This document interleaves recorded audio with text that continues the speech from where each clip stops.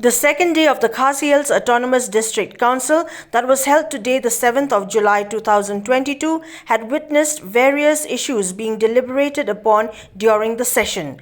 The Congress MDC of Mylliem, Ronnie V. Lingdo, while expressing concern over the border issue, urged upon all members of the KHADC to leave aside party differences and to focus instead on the welfare and well-being of the people of the state living in border areas of Meghalaya. Lingdo further spoke on the need for the district council as owners of the land to protect such areas from being encroached or given back to the state of Assam. In connection with the issue of border dispute, the MDC from Mylliem also felt that the North-East Democratic Alliance, which includes members from all the northeastern states of India, has been constituted with a hidden motive, since the alliance is headed by none other than the Chief Minister of Assam and not others. Mr. Chairman, sir, Shillong tribe, no kata, no kasya. Shillong kata, yung itu ya kata kabaniyong, itu yani Menai laporan senior member, pada pi legislate yatung kata Assam Land Revenue Regulation Act 1986. Indai ko pito tang Shillong tribe no kerat no kasya. Do saya ke tribal status, nama dia ke Jai Beriau, Reulong Jami, Khasi Jente Baru, empat itu konstitusi tribe Assam. Yang berkat saya kata, Naya Kersian parti ini, Naya Persia parti, Tongi Kersian. Masuk ya, kecikaran UMBC na po mahuti. Masuk ya, kecikaran UMBC na po.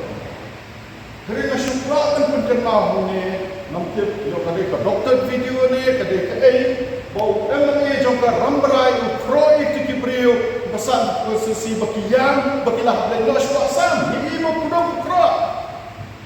Di MBC nanti yung balawang ni kecilnya. Kau kamtip hamdi. Nasyuka Shillong, Mr. Chairman, sir. Ladang adai MDC na Mylliem. Atau mempek tangya ki mamne. Minum pek syur ya ki wik cakap. Hoi masuk komen. Ba ki paiba na porang berai kelayo wei ki. Mereka bon ki paiba jong ki wik ki Shillong ki kau ki ma ki le ki buci. Masuk tose. Minum yang longkan, mau kata kebenaran, yang localized politik, labian konstitusi cuma mana yang shoy. Nikalat balada kayak kecela, kayak kejap beriu, ketu konstitusi rupa siapa.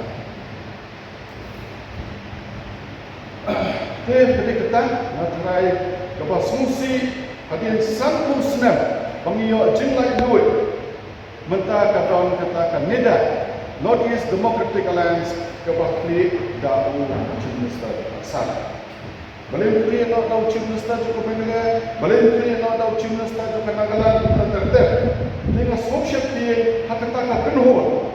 Yo nasi kabur ke kamshong atau channel. Itu mau ngaji, nak nak buat kerja.